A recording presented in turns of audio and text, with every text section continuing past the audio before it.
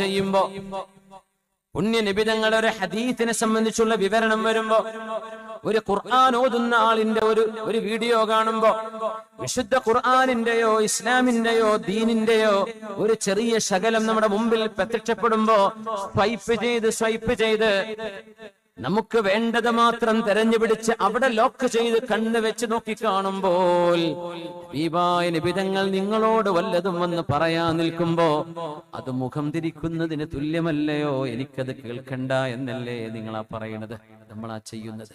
ശ്രദ്ധിക്കാറുണ്ടോ? അത് നമുക്ക് കേൾക്കേണ്ടത് കേൾക്കാം, എന്നാൽ നമ്മുടെ മുമ്പിലൂടെ കടന്നു പോകുമ്പോൾ സമയമുണ്ടോ? നിങ്ങൾ തിരക്കിലല്ല, അത്യാവശ്യപ്പെട്ട ഒരു കാര്യം തിരയുകയുമല്ലെങ്കിൽ ആ ഹദീസ് ഒന്ന് കേട്ടിട്ട് പോയാൽ പോരെ.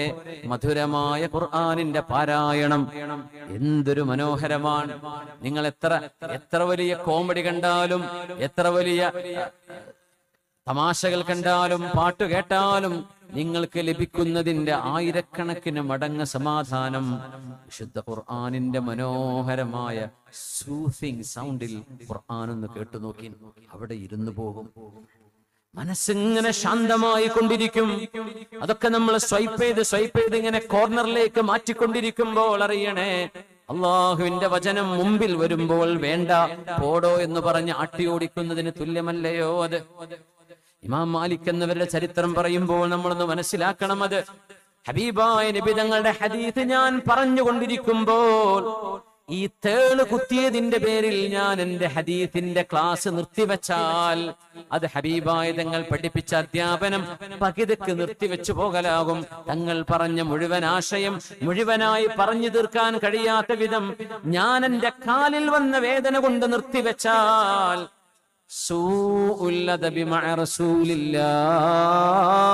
അല്ലാഹുവിന്റെ റസൂലിനോട് ഞാൻ അദബുകേട് കാണിക്കുകയല്ലയോ?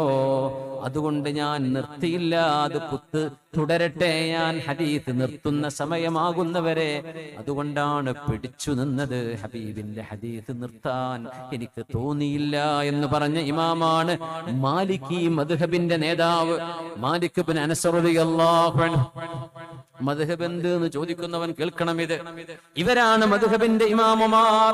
അവര് സ്വന്തം ഇഷ്ടം എഴുതി വെച്ചു എന്ന് ചിന്തിക്കാൻ തോന്നുന്നുണ്ടോ? ഹബീബിന്റെയും ഖുർആനിന്റെയും വചനങ്ങളിലെ ആശയങ്ങൾ നമുക്ക് മനസ്സിലാവാത്തത് ഗാഠമായി പഠിച്ചു മനസ്സിലാക്കി തന്ന മുജ്തഹിദീങ്ങളായ ഇമാമുമാരാണ്. ഇമാമുന ശാഫിഈ, ഇമാം അബൂ ഹനീഫ, ഇമാം മാലിക് എന്നവർ, ഇമാം അഹ്മദ് ഇബ്നു ഹംബൽ റഹ്മത്തുള്ളാഹി അലൈഹിം ജമീആ. ഞാൻ മാലിക്കല്ല, ഞാൻ മുസ്ലിമാ. സഹോദരനക്ക് അറിയാത്തത് കൊണ്ടാ പറയുന്നത്. മാലിക്കാണെങ്കിലും മുസ്ലിം തന്നെയാണ്, ഷാഫിഈയും മുസ്ലിം തന്നെയാണ്, ഹംബലിയും മുസ്ലിം തന്നെയാണ്. അത് വിഭാഗീയത ഉണ്ടാക്കുകയല്ലാതെ വിശുദ്ധ ഖുർആനിന്റെയോ ഹദീസിന്റെയോ ആശയങ്ങളിൽ നമുക്ക് പ്രത്യക്ഷത്തിൽ മനസ്സിലാവാത്ത വിഷയങ്ങളെ, അത്രയേ ഉള്ളൂ, പ്രത്യക്ഷത്തിൽ മനസ്സിലാവാത്ത വിഷയങ്ങൾ അല്ലെങ്കിൽ കോൺട്രഡിക്ടറി, വൈരുദ്ധ്യമെന്ന് തോന്നുന്ന ആശയങ്ങളുണ്ടെന്ന് തോന്നുന്ന ഹദീസുകളെ വ്യാഖ്യാനിച്ചു അവരവരുടെ ഗാഢമായ അറിവിന്റെ വെളിച്ചത്തിൽ. അതാണ് മദ്ഹബ് എന്ന് പറഞ്ഞത്, എന്നല്ലാതെ വേറെ പാർട്ടി ആയതിന്റെ പേരിലല്ല. അവരൊക്കെ ചെയ്ത സേവനമില്ലായിരുന്നെങ്കിൽ നമുക്ക് ദീൻ ലഭിക്കുമായിരുന്നുവോ? അള്ളാഹുവിന്റെ കലാം നമ്മൾ സാധാരണക്കാർ എങ്ങനെ വ്യാഖ്യാനിക്കാൻ? ഹബീബിന്റെ ഹദീസുകൾ, ഏതെല്ലാം ഹദീസുകളുണ്ട്, എല്ലാം സത്യമാണ്. വമാ യൻതിഖു അനിൽ ഹവാ ഇൻ ഹുവ ഇല്ലാ വഹ്യു യൂഹാ. അല്ലാഹു നൽകുന്ന വഹയല്ലാതെ എന്റെ റസൂൽ സംസാരിക്കില്ല എന്ന് വന്നാൽ ഹബീബിന്റെ ഹദീസുകളിൽ വ്യത്യസ്തമായ ആശയങ്ങൾ, തങ്ങൾ ഇങ്ങനെ ഒതുകൊടുത്തു, ഇങ്ങനെ കൈകെട്ടി, ഇങ്ങനെയാണ് സുജൂദ് ചെയ്തത്, ഇതാണ് അവിടെ നിന്ന് ചൊല്ലിയത് എന്ന് ഒരു ഹദീസിൽ അതിന് നേരെ വിരുദ്ധമായതോ വ്യത്യസ്തമായതോ മറ്റൊരു ഹദീസിൽ വന്നാൽ ഈ രണ്ട് ഹദീസും വഹ്യ് തന്നെയാണ്. ആ വഹ്യുകളെ വ്യാഖ്യാനിക്കേണ്ട ഡ്യൂട്ടിയാണ് മദ്ഹബിന്റെ ഇമാമുമാർ ചെയ്തത്.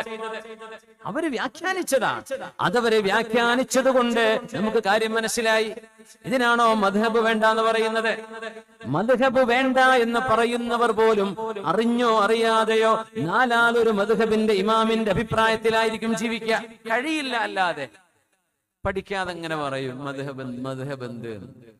പോയി പഠിച്ചിട്ട് വന്നു പഠിച്ചിട്ട് വന്നിട്ട് പറയും. വെറുതെ ദീനിന്റെ വലിയ വലിയ മഹാന്മാരായ മഹാപർവ്വതങ്ങളോളം വരുന്ന ആലിമീങ്ങൾ. ഇത് ലോകം അംഗീകരിച്ച, നമ്മൾ നാലാൾ കൂടി പറയല്ല ഇത്. അജ്മഅത്തിൽ ഉമ്മ അലാ ഇമാമതിഹിം. ആ മദ്ഹബിന്റെ ഇമാമാണ്. ഹബീബിന്റെ ഒരു ഹദീസ് പകുതി വെച്ച് നിർത്തിവെച്ചു പോവാൻ എനിക്ക് മനസ്സ് വന്നില്ല. ഇത് ഹിബ്ബാൻ, ഇത് സ്നേഹമാണ്, ഇത് സ്നേഹമാണ്, ഇത് ഹിബ്ബാണ്. ഇന്നാ നുഷ്ഹിദുല്ലാഹ വമലായികതഹു വഹമലത അർശി അന്നനാ നുഹിബ്ബുല്ലാഹ വറസൂലഹു. യാ അല്ലാഹ്, അല്ലാഹുവേ നിന്റെ ഹബീബിനെ, അവിടുത്തെ അഹ്ലു ബൈത്തിനെ, അവിടുത്തെ അസ്ഹാബിനെ, അസ്വാജിനെ, നിന്റെ സ്വാലിഹീങ്ങളെ ഞങ്ങൾ സ്നേഹിക്കുന്നു റബ്ബേ.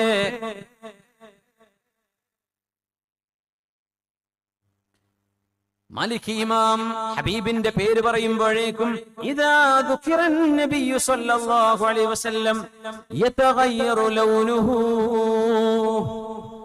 ഖാല റസൂലുള്ളാഹി എന്ന് ഹദീസ് ഓതാൻ തുടങ്ങിയാൽ ചർമ്മത്തിന്റെ നിറം മാറുമായിരുന്നു. ആര്? ഈ മദ്ഹബിന്റെ ഇമാം മാലിക്. മദ്ഹബിന്റെ ഇമാം മാലിക് ഇബ്നു അനസിൽ മദനി റളിയല്ലാഹു അൻഹു റഹ്മത്തുള്ളാഹി അലൈഹി. തൊലിയുടെ നിറം മാറും. വയൻഹനി, കുനിഞ്ഞങ്ങട് ഇരുന്നു പോകും. ഹത്താ യസ്ഉബ ദാലിക അലാ ജുലസാഇഹി. ഹദീസ് പഠിക്കാൻ വന്ന നൂറുകണക്കിന് ആളുകൾ ആ സദസ്സിലുണ്ടാകും. ഖാല റസൂലുള്ളാഹ് എന്ന് പറയുമ്പോഴേക്കും നിറം മാറി കുനിഞ്ഞു കിടക്കും. ആരോ ചോദിച്ചു, ഇമാം നിങ്ങൾ എന്താണ് ഇങ്ങനെ വിഷമിച്ചു പോകുന്നത് ഹബീബിന്റെ പേര് പറയുമ്പോൾ? അതുകൊണ്ട് പറയാ, റസൂലുള്ളാഹി തങ്ങളെ പറയുമ്പോൾ പ്രവാചകൻ എന്ന് മാത്രം പറഞ്ഞു പോവരുത്. പ്രവാചകർ സ്വല്ലല്ലാഹു അലൈഹി വസല്ലം എന്നതിന്റെ കൂടെ ചേർത്ത് പറയണം. ഇതിന് മടിക്കരുത്. അതിന് സമയം പോലും എന്ന് വിചാരിക്കും. ആ സമയം എന്തിനുള്ള സമയം? സ്വല്ലല്ലാഹു അലൈഹി വസല്ലം ചൊല്ലാന്ന്. പ്രവാചകൻ അങ്ങനെ പറഞ്ഞു, പ്രവാചകൻ ഇങ്ങനെ പറഞ്ഞു. അതൊരു വൃത്തികേടല്ലേ? അത് അതപകേടല്ലേ? അത് നമ്മുടെ എഴുത്തുകളിൽ പ്രവാചകൻ എന്ന് പറഞ്ഞാൽ തന്നെ പ്രവചിക്കുന്നവർക്കും പറയും പ്രവാചകൻ. നമ്മുടെ നബിയെ നമ്മൾ അങ്ങനെ പറയുകയാണെങ്കിൽ ഒരു ബഹുമാനത്തിന്റെ പ്ലൂരൽ ഉപയോഗിക്കണം. പ്രവാചകർ സ്വല്ലല്ലാഹു അലൈഹി വസല്ലം എന്ന് പറയാൻ മടി കാണിക്കരുത്. അത്രയെങ്കിലും ഹബീബിനോട് നമുക്കൊരു സ്നേഹം കാണിക്കേണ്ടയോ? എഴുതുന്നവർ ശ്രദ്ധിക്കുക, പ്രസംഗിക്കുന്നവർ ശ്രദ്ധിക്കുക. പ്രവാചകൻ പ്രവാചകൻ എന്ന് പറഞ്ഞു പോവല്ല. പ്രവാചകർ സ്വല്ലല്ലാഹു അലൈഹി വസല്ലം, റസൂലുള്ളാഹ് സ്വല്ലല്ലാഹു അലൈഹി വസല്ലം. ഇമാം മാലിക് എന്നവരോട് ചോദിച്ചു, എന്തിനാണ് ഇമാം മാലിക് എന്നവരെ നിങ്ങൾ ഇങ്ങനെ നിറം മാറുന്നത്? എന്തിനാ നിങ്ങൾ കുനിഞ്ഞു പോകുന്നത് എന്ന് ചോദിച്ചപ്പോൾ ലൗ റഅയ്തും മാ റഅയ്തു ലമാ അൻകർതും അലയ്യ മാ തറൂൻ. എന്റെ കണ്ണുകളെ കൊണ്ട് ഞാൻ കണ്ട ചില ആളുകൾ നിങ്ങൾ അവരെ കണ്ടിരുന്നെങ്കിൽ നിങ്ങൾ ആരും എന്നെ ആക്ഷേപിക്കില്ലായിരുന്നു. കുൻതു അറാ മുഹമ്മദ് ബിനുൽ മുൻകദിർ, മുഹമ്മദ് ബിനുൽ മുൻകദിർ എന്ന താബിഈങ്ങളിലെ മഹാനായ മനുഷ്യനെ ഞാൻ കണ്ടിട്ടുണ്ട്. എന്റെ ഗുരുനാഥനാണ്. ഒരു ഹദീസിനെ കുറിച്ച് ചോദിക്കുമ്പോൾ ഇല്ലാ വയബ്കീ ഹത്താ നർഹമ, ഒരു ഹദീസ് പറഞ്ഞു തുടങ്ങിയാൽ തേങ്ങി തേങ്ങി കരഞ്ഞ് ഞങ്ങൾ ആ മഹാനെ ആശ്വസിപ്പിച്ചിട്ട് വേണം ഒരു ഹദീസ് കേൾക്കാൻ.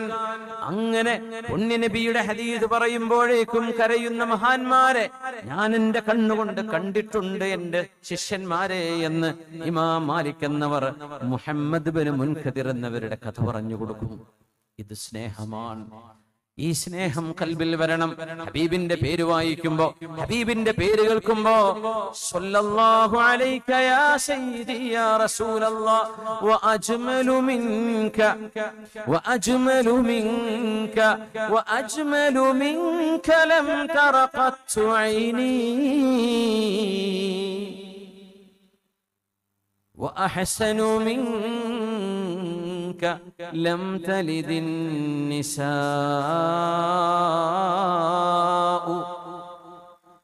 ഖുലിഖത മുബറഅൻ മിൻ കുല്ലി ഐബിൻ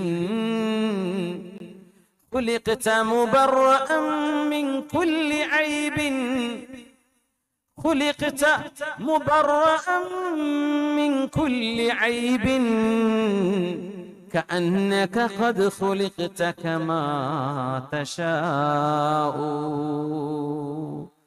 പുണ്യ നബിയോരെ, അങ്ങയെക്കാളും മനോഹരമായ ഒരാളെ ഞാൻ കണ്ടിട്ടില്ല നബിയേ. ഹസ്സാൻ ഇബ്നു സാബിത്ത് റളിയല്ലാഹു അൻഹു തന്നെ മൗലിദിലും പാടുന്നത് തങ്ങളുടെ മഹത്വമാണ്.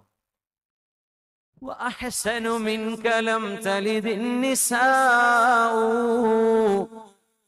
അങ്ങയെക്കാൾ സൗന്ദര്യമുള്ള ഒരാളെ ലോകത്തൊരു ഉമ്മയും പ്രസവിച്ചിട്ടില്ല നബിയേ.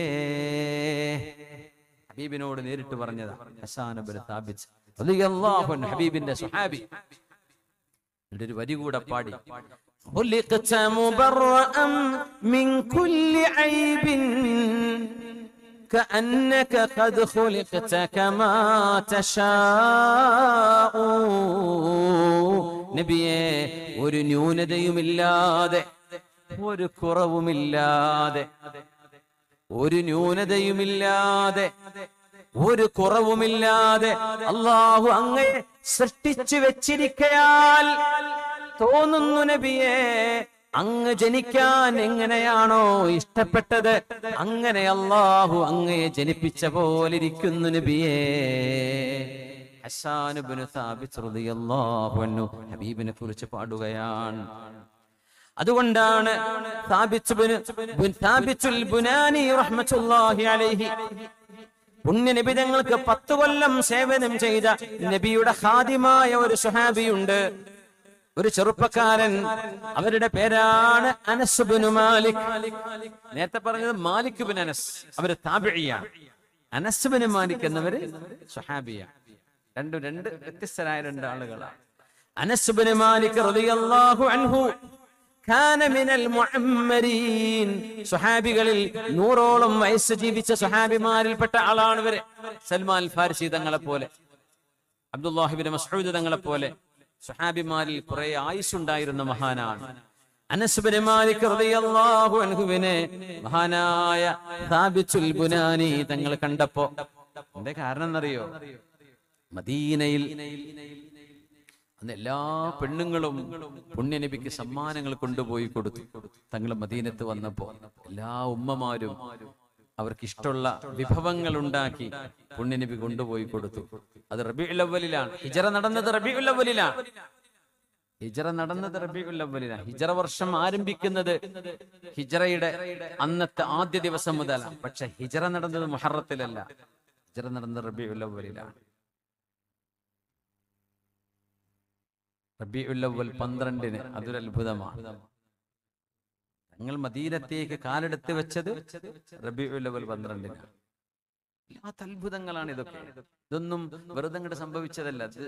These are not some random facts. It's not. അല്ലാഹുവിന്റെ ചില വളരെ predestined orders. അല്ലാഹു തീരുമാനിച്ചു വെച്ച ചില റബ്ബിന്റെ കൽപ്പനകളാണ്. അനസ് തങ്ങൾ എന്നും നബിയെ കാണും സല്ലല്ലാഹു അലൈഹി വസല്ലം. അനസ് അങ്ങ് ചെറിയ കുട്ടിയാണ്. ഉമ്മ കൈപിടിച്ചു കൊണ്ടുവന്നു. 10 വയസ്സാണെന്ന് പ്രായം. ഉമ്മു സുലൈം റളിയല്ലാഹു അൻഹ, ഉമ്മു സുലൈം ബീവി 10 വയസ്സായ മോൻ അനസ് എന്നവരുടെ കൈ പിടിച്ചിട്ട് പുണ്യനബിയുടെ മുമ്പിൽ വന്നിട്ട് പറഞ്ഞു, യാ റസൂലല്ലാഹ്, തിരുദൂതരേ, അല്ലാഹുവിന്റെ റസൂലേ, മദീനത്തെ പെണ്ണുങ്ങൾ ഓരോരുത്തരും അവരവരെ കൊണ്ട് കഴിയുന്ന ഒരു ഹദിയ, ഒരു സമ്മാനം അങ്ങേക്ക് നൽകിയല്ലോ നബിയെ. അങ്ങയുടെ ഈ വരവിൽ സന്തോഷിച്ചുകൊണ്ട് എനിക്കൊന്നും തരാൻ എന്റെ കയ്യിലില്ല നബിയെ. എന്റെ ഒരേ ഒരു സമ്പാദ്യം എന്റെ ഈ ആൺകുട്ടിയാണ്, അനസ് ഇബ്നു മാലിക്. എന്റെ ഈ മോൻ എന്റെ എല്ലാമാണ് നബിയെ, വേറെ മോൻ എനിക്കില്ല. അനസ് എന്നവരുടെ വാപ്പയിൽ നിന്നുള്ള മോൻ. പിന്നെ അവരെ മറ്റൊരു സ്വഹാബി കല്യാണം കഴിച്ചു, അബൂ ത്വൽഹ റളിയല്ലാഹു അൻഹു. അത് പിന്നീടാ. അനസ് എന്നവരുടെ വാപ്പ അബൂ ത്വൽഹ തങ്ങളല്ല. അനസ് റളിയല്ലാഹു അൻഹു എന്ന മോനെ പുണ്യ നബിയെ ഏൽപ്പിച്ചുകൊണ്ട് പറഞ്ഞു, നബിയേ, ഇതെന്റെ കരളിന്റെ കഷ്ണമാണ് നബിയെ, എന്റെ ജീവന്റെ ജീവനായ മോൻ. ഒരു മോൻ. ഒന്നും എന്റെ കയ്യിൽ അങ്ങേക്ക് തരാനില്ല നബിയെ. എന്റെ മോൻ അനസ് ഇബ്നു മാലിക്, അങ്ങേക്ക് ഞാൻ അങ്ങയുടെ ഖിദ്മത്തിന്, അങ്ങയുടെ വീട്ടിൽ അങ്ങയെ സഹായി